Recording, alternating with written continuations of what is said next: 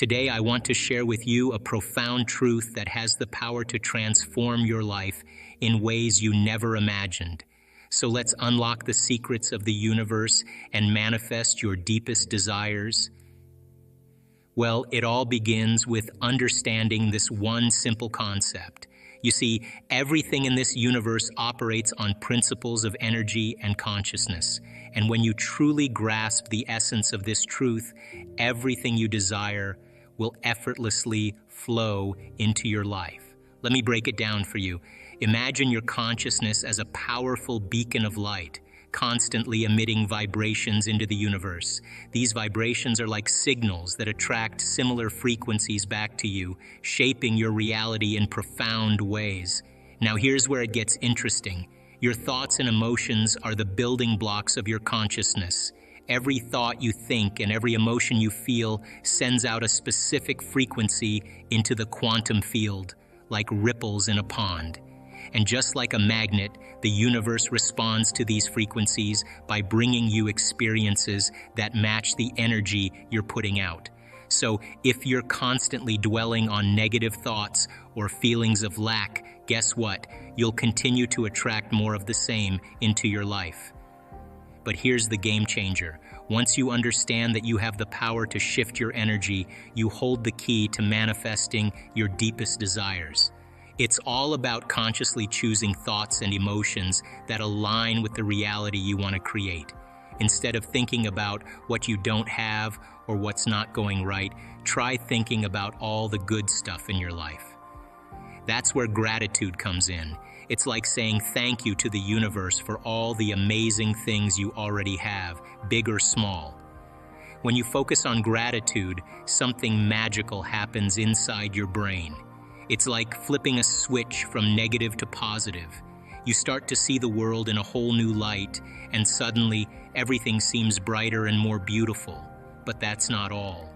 When you shift your focus to abundance, you're telling your brain that there's more than enough to go around. You're opening yourself up to endless possibilities and opportunities.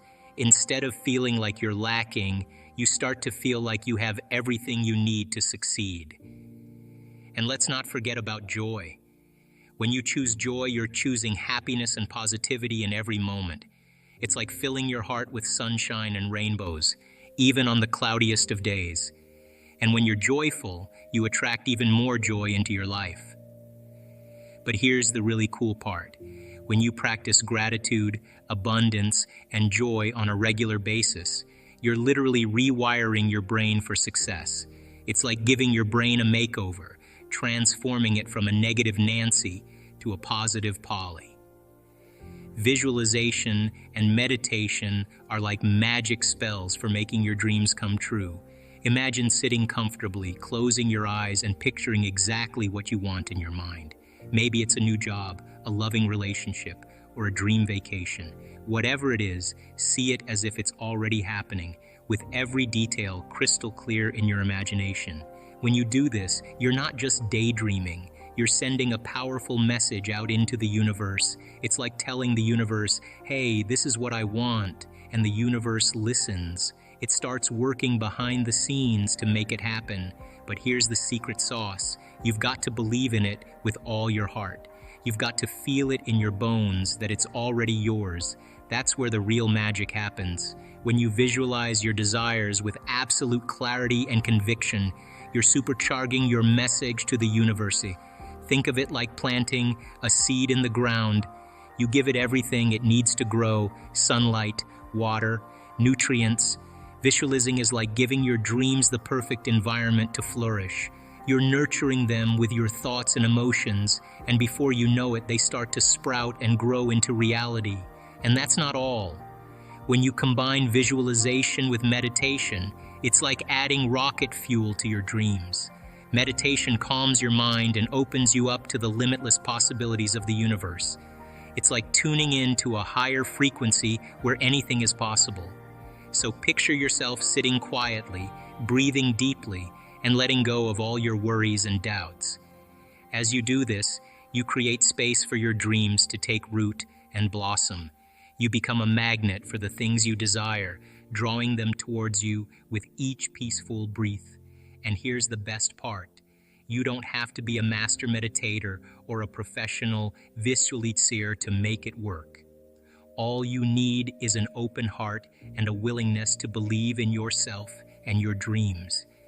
And when you combine visualization with the elevated emotions of gratitude, love, and joy, you amplify the magnetic field around you, drawing your desires towards you with greater speed and precision. I've witnessed so many incredible moments when folks grasp this concept and put it into action in their lives. Let me share with you the inspiring tale of a remarkable woman who encountered immense obstacles, from being unable to move to battling a serious illness. Imagine this brave woman facing paralysis, where her body felt like it was trapped, unable to move an inch. Every day was a struggle, a battle against her own body. But instead of giving in to despair, she chose to fight. She chose to believe that there was a way out, a way to overcome her challenges. Then came the diagnosis, a life-threatening illness that threatened to steal her joy and her future. It was like a dark cloud hanging over her, casting a shadow on everything she held dear. But even in the face of such adversity, she refused to lose hope. She turned to the power of her mind and her spirit, seeking solace in meditation and visualization. Every day she closed her eyes and pictured herself whole and healthy, free from pain and suffering. She poured all her energy into these moments of quiet reflection, holding on to the belief that miracles were possible. And you know what? Miracles did happen. Slowly but surely, she began to feel a shift within herself. The paralysis that once held her captive started to loosen its grip, allowing her to move with newfound freedom. The illness that threatened to consume her began to lose its power, fading away like a distant memory. But the most miraculous part of all was the transformation that took place within her. She found a strength she never knew she had, a resilience that defied all odds. She discovered a deep well of gratitude and joy that filled her heart to overflowing. Despite all odds, she refused to let her circumstances define her reality. Instead, she committed herself to daily meditation and visualization practices, focusing on healing and wholeness. And you know what? Her dedication paid off. Not only did she regain her health and mobility, but she also attracted a new husband and a renewed sense of purpose. This is just one example of how understanding the connection between your mind and body can lead to profound transformations in every aspect of your life. So how can you apply this wisdom to your own life? Start by becoming aware of your thoughts and emotions throughout the day. Notice when you're dwelling on negativity or limiting beliefs, and consciously choose to shift your focus towards positivity and abundance. Incorporate daily mindfulness practices such as meditation, visualization, and gratitude journaling into your routine. These simple yet powerful techniques will help you reprogram your subconscious mind for success and attract miracles into your life. You are the creator of your reality. By understanding the principles of energy and consciousness, you have the power to manifest anything you desire. Everything in this physical world. And then there's energy. And that energy has a consciousness, it has an awareness, and that energy is a field of information that we are an extension of, that we have access to, and that we spend so much of our life looking outside of ourselves instead of looking inside of ourselves, and that we are really conditioned to look just for particles and matter instead of energy and information. And truly, when people reach the end of their beliefs, or they're facing crisis in their life, that's the moment they start to turn within and start to ask the bigger questions. And if you were astute enough to look at this in moments of contemplation, if you were wanting to hide God anywhere, it would be a good place to hide. It would be within the human being, because everybody's looking outside of themselves, and we look for reasons to change and regulate our emotional states. You know, we think that things and people and external things will really fulfill emotions that we're trying to change within us, and that truly when we start to really investigate who we are and look to see how we do that and demystify it, I think once we start to demystify it, it can become a skill. And so Einstein was a super cool guy because he spent a lot of time inward, and at 12 years old he asked himself this simple question: if I ride my bicycle at the speed of light and I turn my lamp on, I turn my headlight on, will it go on? So he thought about that question every single day of his life, every day of his life. He would go out in a boat on a lake as a child and lay on his back in the boat and look up at the sky and think about this. And he was building models of understanding. He was working his best to be able to figure out how light and energy were related. He did it for 10 years. He was possessed by the concept. And finally, he was working as a third-rate clerk in a Swiss patent office, and he was watching this man fix the roof across the way. And he just paused for a moment, and he was watching him. And the moment he was watching him, he got this incredible vision, and he understood how light and energy were related. It was a very abstract vision, and it was so abstract and so dimensional that he had to go back to school to learn the mathematics to be able to explain what he saw. And his wife, his first wife, was an amazing scientist, and she helped him with a lot of the mathematics. And so when Einstein began to figure it out, he narrowed it down to that one simple equation that E equals mc squared, energy and matter related, and the currency converter is the speed of light. And so it became very interesting because when Einstein published his papers on relativity, he didn't say like, hey, this person said this and this person said this, and I'm going to footnote this person. He just said, ladies and gentlemen, this is how it is. And it rocked the scientific community because he didn't really need anybody else as a reference. He had a discovery, and his discovery was so unique, and his brain really was wired for the understanding of light. And light was the ceiling of this reality. And so Einstein and Planck started doing these really interesting experiments where they were taking energy and they were putting energetic impulses into metals. And what they were looking to see is if electrons behave the same way as the very large. In other words, when an apple falls from the tree, it falls in a very specific way. It falls towards the center. It falls towards the larger body. So he reasoned, well, if we disturb electrons, and him and Planck were doing these experiments, if we disturb these electrons, then they should fall just like an apple falling from the tree towards the nucleus. It should be predictable, just like it's predictable in Newtonian physics and classical physics. Well, when they started disturbing the electrons, something very unusual happened. The electron gained energy, then it lost energy, and it gained energy, and it lost energy, and it gained energy, and it lost energy. And instead of it falling like a ball rolling down a hill, it was like a ball rolling down steps. All of a sudden, they became very aware that the subatomic world, the very tiny, didn't behave like the very large world. And so then they started to look for the electron. They started to try to measure it. And everywhere they looked for it, it appeared. And when they turned their back on it and they no longer looked to measure it, it went from a particle that collapsed, called collapsing the wave function, back into energy. Now, this was a revolutionary moment because this meant that subjective mind, your mind has an effect on the objective world. That mind and matter are somehow correlated. And truly, when people reach the end of their beliefs or they're facing crisis in their life, that's the moment they start to turn within and start to ask the bigger questions.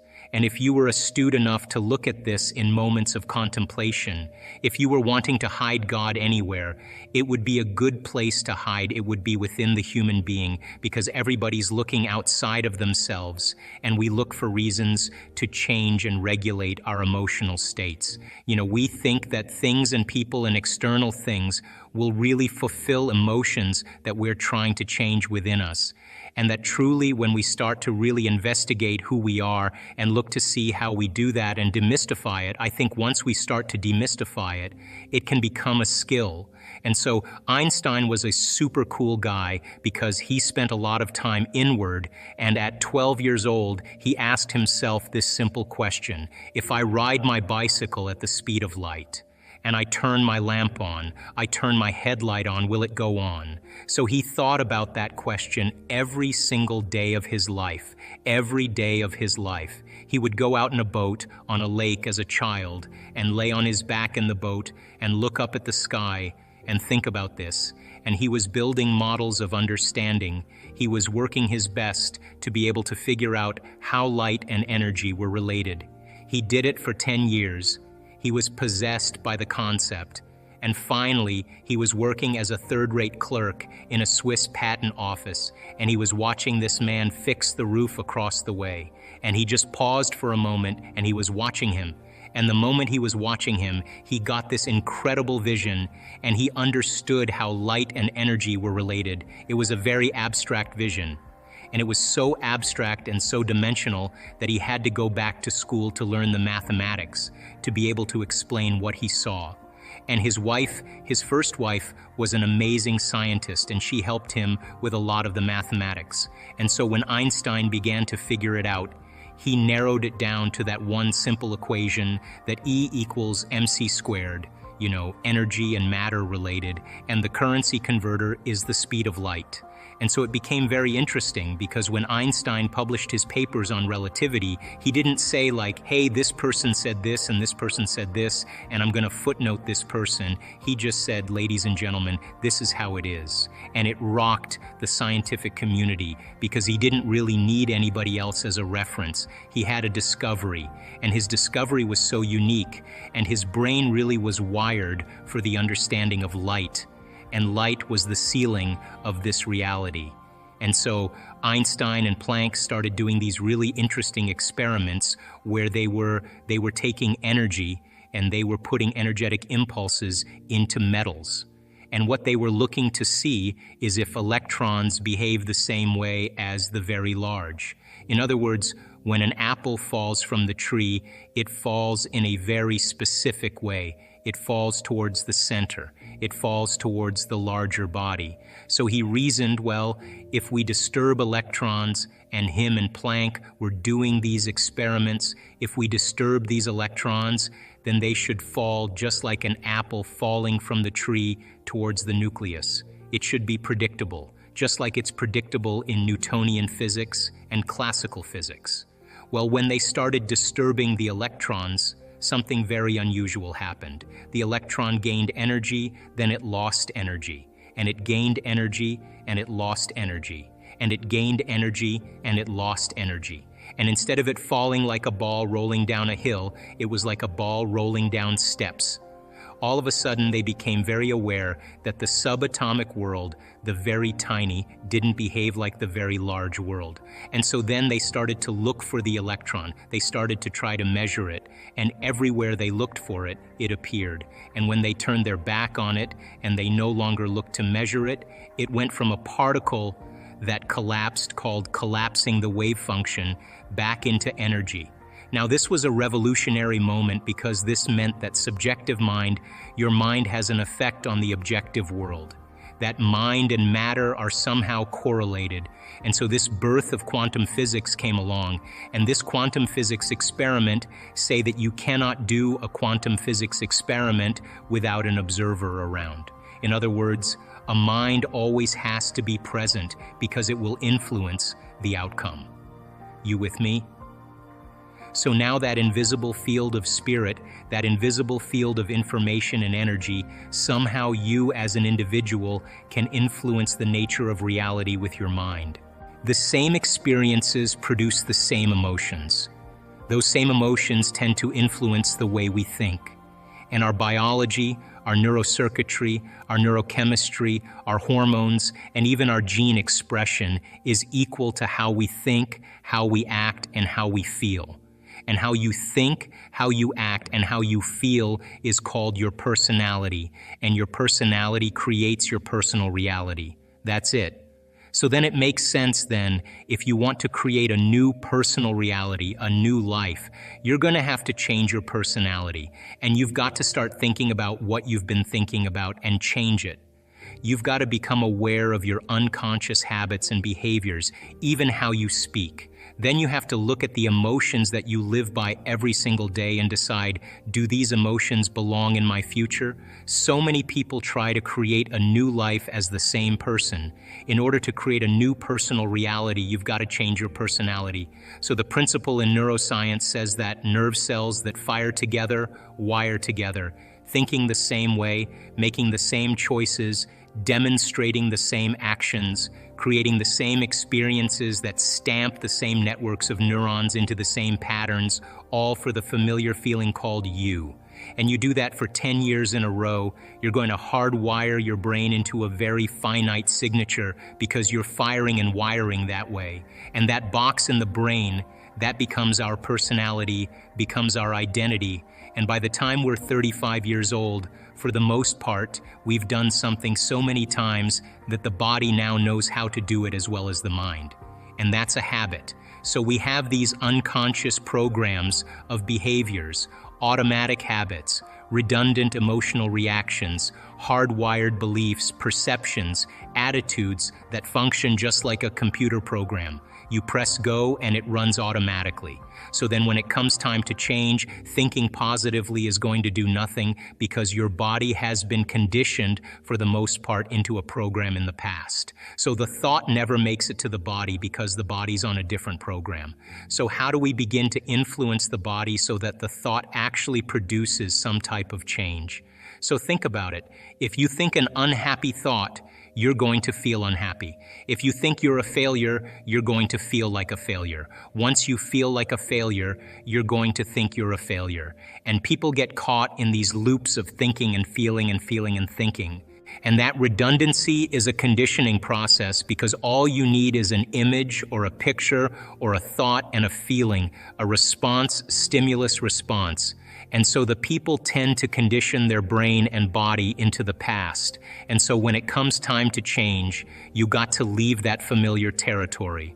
And any choice that you make, if you said, hey, I'm going to eat a better diet, I'm going to wake up early and work out, I'm going to do meditation, the moment you decide to do something differently, get ready because it's going to feel uncomfortable.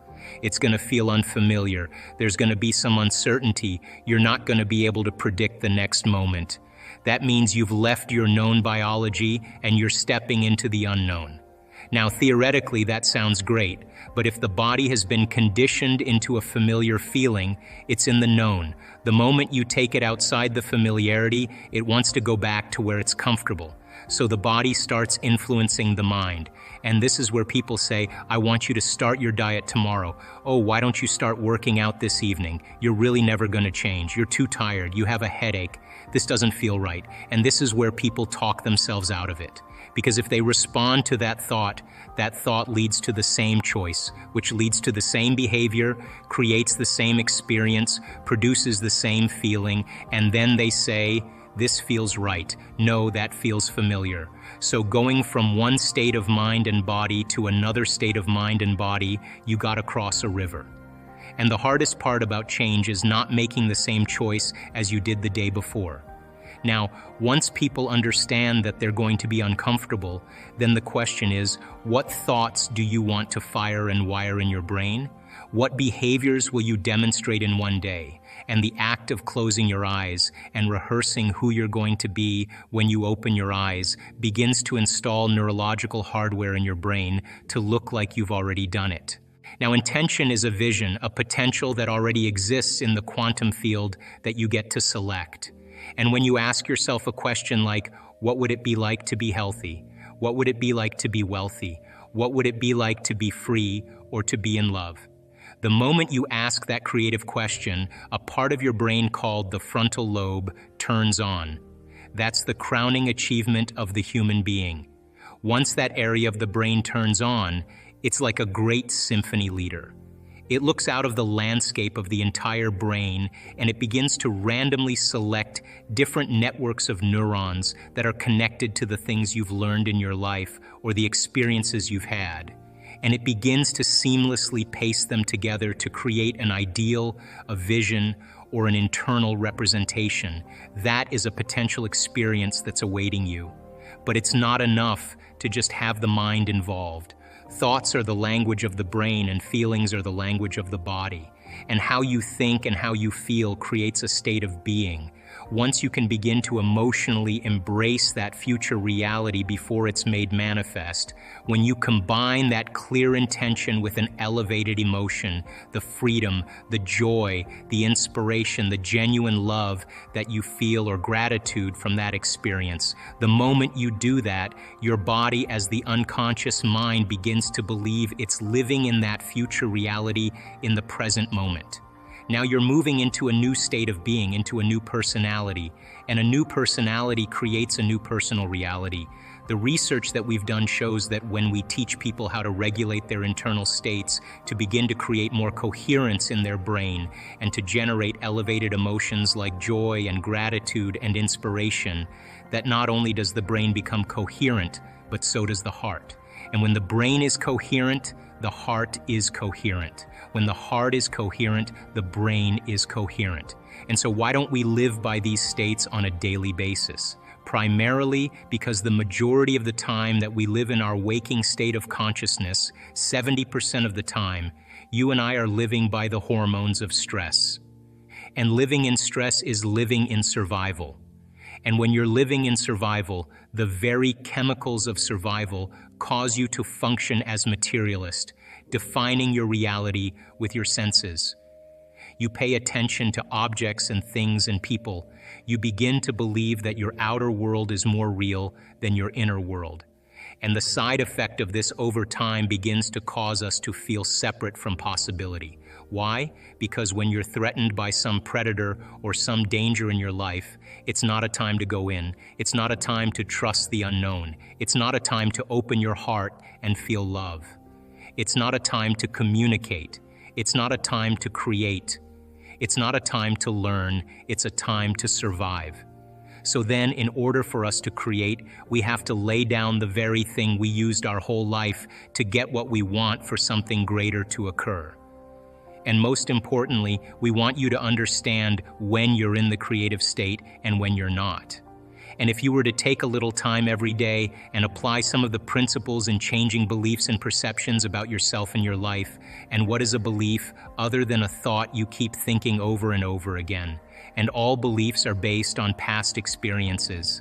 And in order for you to change a belief or perception about yourself and your life, you have to make a decision with such firm intention that the amplitude of that decision carries a level of energy that's greater than the hardwired programs in your brain and the emotional conditioning in your body, and your body literally has to respond to a new mind. And when the choice becomes an experience that you never forget, that's the moment the past biologically no longer exists in you. People use the word victim so much, and I don't really think we spend a lot of time really unraveling the idea. But if I said to you, Jay, how are you doing today? And you said, well, I'm really upset because of this person or this circumstance or this condition in my life, then what we're saying, this is not conscious, this is an unconscious program. What we're saying is somebody out there is actually controlling the way I'm feeling and the way that I'm thinking. So if something out there is controlling your feelings and your thoughts, you're victim to whoever, whatever that is. Now here's the challenge. The challenge is when things go really well, then you are feeling really good. But when things aren't going very well, then you're feeling pretty bad. You begin to become conscious of your unconscious actions or habits or behaviors and modify them. And then we have to begin to look at the emotions that we live by every single day that keep us connected to the past and decide, do these emotions belong in our future?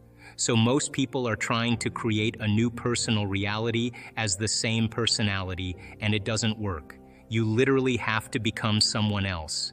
And can you select a new possibility in the quantum field and begin to emotionally embrace that future every single day to such a degree that your body, as the unconscious mind, the objective mind, does not know the difference between the experience in your life that's creating the emotion and the emotion that you're fabricating by thought alone, to the degree that you begin to signal new genes and new ways to change your body to look like the experience has already happened. Now, the latest research in epigenetics says it's absolutely possible. This every day, installing the circuitry every day, conditioning the body into the emotion of the future, that your body begins to change to look like it's already happened.